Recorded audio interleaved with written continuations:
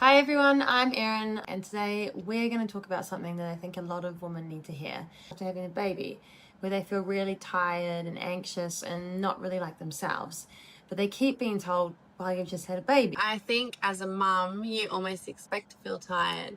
You expect broken sleep. You expect the adjustment to be hard. But there's a point where it becomes more than just tired. It's a feeling of, I don't feel like myself. I don't feel like my body is recovering. I don't feel like I can function the way I should be able to. And I think so many mums just push through that because they assume that's what they're supposed to do. Yeah, and that's why this matters. So if you've had a baby in the last year or two and you felt completely wiped out, so beyond what you've expected, or you've had like brain fog, hair loss, or you've had just really low mood or anxiety, just basically a deep sense that this isn't right, then this Facebook Live is for you, because what you're experiencing might have a name and it might be treatable. So your thyroid is a small gland in your neck, but it has a huge effect on your entire body system. So your digestion, your sleep, your temperature, your metabolism, basically everything. So when your thyroid is off, it can feel like your whole system is off. And I think that's the part people don't always realize. Thyroid symptoms can look like so many other things. They can look like exhaustion, they can look like anxiety, they can look like low mood, mum brain. So it really is easy to miss. So during pregnancy, your immune system naturally starts to shift. It can become more tolerant, which helps the body carry the baby, but then after the birth, the immune system has to rebound. And some women, particularly women who already have thyroid antibodies or a tendency towards autoimmune conditions, that immune rebound can trigger inflammation in that thyroid gland. I guess weak, as you may think, with someone that's not coping or someone being dramatic. It's a real physiological process happening in the body. And the tricky thing is that it can happen in phases. So in the first few months after birth, some women go through a hypothyroid phase. So that means the thyroid is inflamed and releases too much thyroid hormone. So this can feel like anxiety, irritability, your heart might be racing, you might just feel overstimulated or shaky or have trouble sleeping. And it's such a confusing one because when you've just had a baby, people might say, of course you're anxious or of course you're not sleeping. But sometimes it's not just the baby waking you, it's your body feeling switched on. Even when you're desperate, you desperately want to rest. The thyroid can then swing the other way. So it can become underactive, and this is what we call the hypothyroid phase. So this is where women really feel that crash.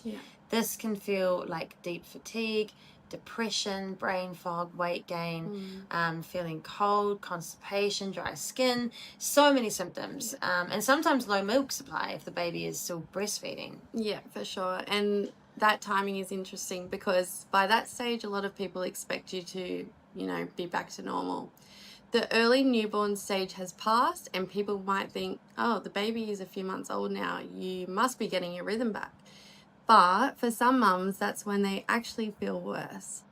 Yeah, and that's really important because a lot of women don't notice the earlier overactive phase, or they notice it, but it gets explained away as stress or sleep, because of course that's what you're expecting when you first have a baby. Then when the underactive phase hits, they're told you're tired because you're a mum. And of course, tiredness is part of new motherhood. But like being really exhausted is different. Feeling like you can't think clearly is different.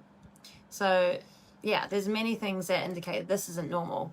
Feeling like you're lost is different, and that deserves to be investigated. And it's probably underdiagnosed because the symptoms overlap so much with normal postpartum life. For many women, thyroid function does return to normal, but for some women it doesn't. So postpartum thyroiditis can increase the risk of developing longer-term hypothyroidism later on, so that underactive gland. So it's something we want to take seriously and monitor properly. And I think that's why women need to trust that feeling of it doesn't feel right, because mums are so often told just to keep going. You're emotional, that's normal. Your hair's falling out, normal. You're foggy, it's normal. And yes, some of those things can happen after birth, but that doesn't mean every symptom should be brushed off. Yeah, and common doesn't always mean normal.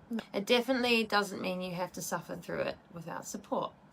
So one of the reasons that this often gets missed is that routine postpartum care in Australia doesn't always include thyroid screening. So at the 6-week check, the focus is usually on healing, bleeding, your mood, all very important things, but the thyroid often isn't part of that conversation. And even when the thyroid testing is done, it may only include TSH markers, which is thyroid stimulating hormone. And this can be useful, but it doesn't show the whole picture, especially when autoimmunity is involved. If someone's symptoms suggest postpartum thyroiditis, we want to take a closer look at that. And that might include measuring your thyroid stimulating hormone, or TSH, as we said, your free T4, your free T3, TPO, antibodies, and thyroglobulin antibodies. But the antibodies are important because they help show whether the immune system is reacting against your thyroid. So basically, we're checking if everything is working normally. And timing matters too, doesn't it? Because if the thyroid can swing from overreactive to underreactive, you might test at one point and not get the whole story. Yeah, and that's why symptom timing is also really important. Definitely. So if someone says in the first few months that they feel anxious and can't sleep, even when the baby is sleeping, and then later they're feeling super tired and like completely crashed, that pattern gives us really valuable information. So ideally, women with symptoms or risk factors would be checked around 6 to 8 weeks postpartum, and again around 6 months. Yeah. But if you're already past that point, if your baby is 9 months, maybe 12 months, even 18 months, and you still don't feel right, it's worth investigating, especially if you've had thyroid issues before.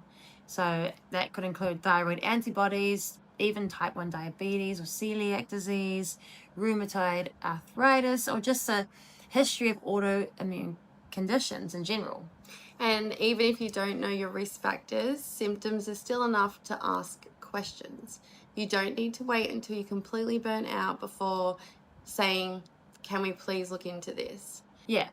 And that's what I think we really need to nail at this point, drive home, is that if you're postpartum and you're really exhausted, don't dismiss it as just tiredness. Yeah, because it could be more than that. And having a baby, we know having a baby is super hard.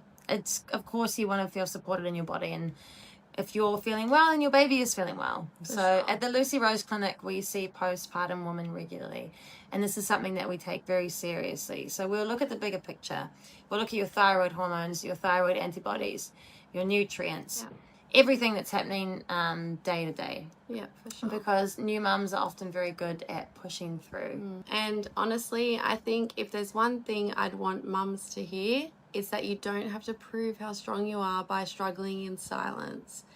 If something feels off, it's okay to get help. It's okay to ask for testing, and it's okay to say, I know tiredness is normal, but this really doesn't feel right.